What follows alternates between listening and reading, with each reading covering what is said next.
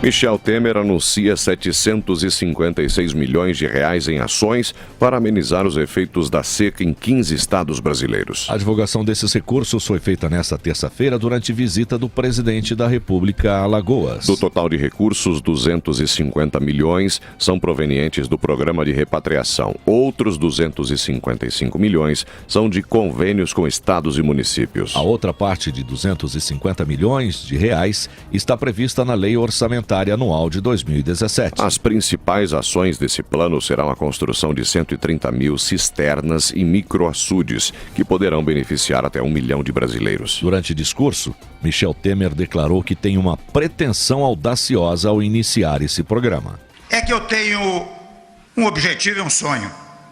Meu objetivo e meu sonho é que ao final do meu mandato, vocês possam dizer que, embora sendo eu de São Paulo, vocês possam dizer, esse foi o maior presidente nordestino que passou pelo Brasil. A visita a Alagoas nesta terça-feira foi a segunda viagem de Michel Temer ao Nordeste desde que assumiu a presidência da República. Ao lado do PMDBista, o ministro da Integração Nacional, Helder Barbalho, destacou que o governo está se antecipando aos problemas climáticos. Pela primeira vez, presidente, não apenas não devemos os estados, como estamos colocando o recurso à frente, disponibilizando o recurso adiantado para que os estados possam acelerar as suas obras. Helder Barbalho afirma que o atual governo já liberou 573 milhões de reais para obras vinculadas à transposição do Rio São Francisco. O ministro do Desenvolvimento Social e Agrário, Osmar Terra, enfatiza que as medidas de austeridade do governo não comprometem os programas sociais. O presidente Michel Temer colocou a área social como prioridade. Então, mesmo num período de ajuste que é difícil, que tem que ter cortes, nós estamos tendo um aumento de recursos, um aumento que vai nos permitir levar adiante as políticas sociais que são necessárias para ter um efeito, um impacto na vida das pessoas que mais precisam. Segundo o ministro do Desenvolvimento Social e Agrário, Osmar Terra, o governo nunca liberou recursos tão elevados para medidas de combate à seca. O presidente da Associação de Municípios de Alagoas, Marcelo Beltrão, avalia que o dinheiro deverá ajudar as cidades que sofrem com a seca. Mais de 2.100 municípios poderão receber os impostos dessas operações. Então, presidente, a antecipação da multa, da repatriação e a sanção da lei do ISS são medidas que atendem aos municípios e não aos prefeitos, que estão deixando os cargos ou os que estão assumindo. O presidente da Associação de Municípios de Alagoas, Marcelo Beltrão, cobra a liberação dos recursos da repatriação antes do dia 30 de dezembro. Mas, ainda nesta terça-feira, a presidente do Supremo Tribunal Federal, ministra Carmen Lúcia, negou a ação que exigia o repasse ainda em 2016. Mais uma vez, vão jogar dinheiro fora. No caso do Nordeste, a história se repete sempre como tragédia. O presidente Temer é bem intencionado. Tietê, onde ele nasceu, agora parece que foi transferido para o Sertão Central do Ceará, que ele é o maior presidente nordestino da história. Então Tietê acabou se transferindo para a próxima Quixeramobim, lá no Sertão Central do Ceará. Eu achei estranho o sotaque do Helder Barbalho, o sotaque carioca, ele é do Pará, né? É estranho. Mas a grande questão, que diz o governo que liberou esse valor altíssimo, né, para 130 mil cisternas. Puxa vida. Antigamente as cisternas, nós até comentamos ontem, até o Josevaldo destacou, era avaliado o preço de cada cisterna em certo momento de R$1.000. Depois alguns disseram que aumentou, foi passando o tempo a 1.500 e tal. Mas se você pegar e jogar aqui, sai ínfimo em relação ao que o governo, um valor muito... tem muito dinheiro aí, é dinheiro jogado fora. A história dos açudes é um equívoco. A solução hidráulica é um fracasso desde o final do século XIX, todo mundo sabe. Há uma literatura ampla sobre isso. No próprio DENOX, sede em Fortaleza, Departamento Nacional de Obras contra as Secas, criado em 1909, que eu falei ontem, já tem mais de 100 anos. Você tem uma ampla literatura, relatórios técnicos da década de 10, da década de 20, né? Mostrando que é um equívoco isso, não há planejamento, o governo tem que atuar na região de forma orgânica, é Banco do Brasil, Caixa, Embrapa, Banco do Nordeste, criado em 1952, vale lembrar a Sudene, criada em 59, foi extinta e depois recriada pelo governo Lula, e o Denox, criado em 1909. Se você atua de forma coordenada e ter projetos de médio e longo prazo, não é em termos emergenciais fazer isso, é jogar dinheiro fora. Antigamente se criava as frentes de trabalho. Né?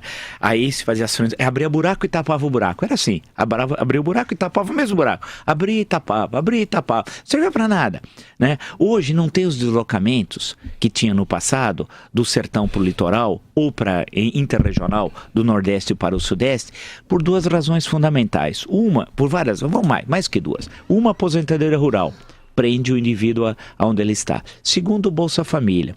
Terceiro, que por pior que seja a estrutura de Estado, a estrutura social do Estado mantém as pessoas. Tem um posto de saúde ali, um ambulatório, em alguns lugares até um pequeno hospital. Você tem as estradas de rodagem que permite a circulação de levar alimentos. Agora, o que não há, basta você consultar os dados do IBGE. É tão fácil. Por isso que seria legal o presidente dar um exemplo. Ele tem um trabalho coordenado por região. Se você pega os dados do IBGE e os dados econômicos, você vê o PIB de cada cidade. É brincadeira. As cidades vivem do fundo de participação, as prefeituras, e as pessoas vivem, volto a dizer, do Bolsa Família e da aposentadoria rural, só isso, não tem mais nada. E o crack invadiu o sertão. Se você entra hoje no sertão, o crack invadiu, tomou. Então a juventude, uma vez eu estava em Canudos, entre o primeiro e o segundo turno da eleição de 2006, aí o menino disse para mim, hoje é o dia mais feliz e mais triste. Eu falei, mas por que mais feliz? Mais feliz porque eu estou me formando no colegial, no ensino médio. Mais triste porque eu não tenho o que fazer aqui, não há economia. Não tem estrutura. Então você precisa ter um projeto para já, uma coisa séria, uma coisa de médio e longo prazo, cobrar resultados, formar cooperativas, né? Incentivar a agricultura seca. Isso é básico. Não é fazer isso, vai derramar esse dinheiro. Sabe onde vai parar esse dinheiro? No bolso dos coronéis. Agora, isso. Professor, eu preciso tomar muito cuidado, porque eles não fizeram nada com antecedência, um planejamento adequado, tem algumas cidades em estado de calamidade. Lá são 5 anos de estiagem. Quebrou a safra totalmente. Então agora precisa de um socorro emergencial, sim, porque eles não têm mais como sobreviver. Inclusive cisternas de emergência, uma coisa, claro que o custo é maior, claro que não vai ter uma fiscalização adequada, mas houve uma total negligência com essa situação e uma falta de planejamento. O presidente foi uma homenagem a Renan Calheiros. O filho é governador. Foi a segunda visita dele ao Nordeste, desde que ele tomou posse, ele escolheu a região. Agora, a região que Nordeste... não foi, o Renan Calheiros não compareceu, vale lembrar, não compareceu, e nem o Fernando Collor, que é senador pelo Estado, também não compareceu à cerimônia. Né? Mas a região toda está sendo muito castigada. Eu acompanho bem. Campina Grande, toda... Campina Grande é a maior cidade do semiárido, tem 400 mil habitantes, é a maior cidade do semiárido no Brasil e tal. Eu acompanho bem a região, acompanho historicamente, né? Desde o final do século XIX, evidentemente eu não estava lá, né? Mas alguém vai falar, quer dizer que você estava lá e tal. Mas a seca dos 3/7, volto a dizer, de 1877, 78, 79, a maior seca da história do Brasil, morreu 500 mil pessoas, 5% da população brasileira. Vocês não imaginam o que foi. Eu estudei os relatórios dos presidentes de província, a época do Império, não havia estados, havia província. É devastador. Certas áreas desapareceram, as pequenas cidades, né? Há casos, leia o Rodolfo Teófilo, um grande cearense, tem romances como, por exemplo, A Fome.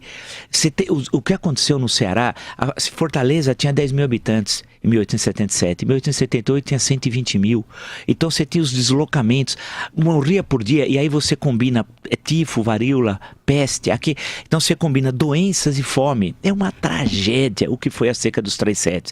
Foi aí que veio a ideia dos açudes. Aí vem o açude de Quixadá, né, no Ceará, e por aí vai, vem a solução hidráulica, essa é a ideia tal, que é um fracasso. Essa ideia não mostrou que não é o caminho, não é por aí, né? O caminho é uma ação coordenada de médio prazo, e tem instituições do Estado, volto a dizer, tem a Sudene que não faz nada, né? Tem o Banco do Nordeste que só faz empréstimo, porque vocês vão lembrar, ouvintes, o que é o Banco do Nordeste?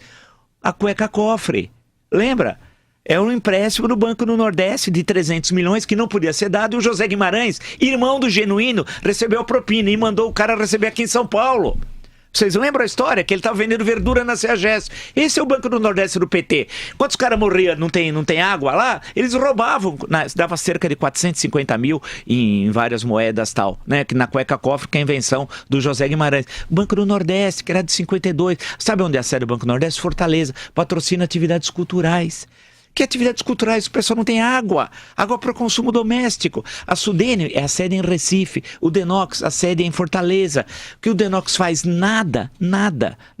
Porque o Sarney, quando inventou o Ministério da Irrigação, que era uma loucura do Sarney, e destruiu a estrutura original do Denox. O que faz a Embrapa para a região? Que poderia fazer a Embrapa ter um saber técnico incrível? Foi destruída pelo PT. O PT destruiu a Embrapa, mas ela pode ser reconstruída. O que faz o Banco do Brasil, Caixa?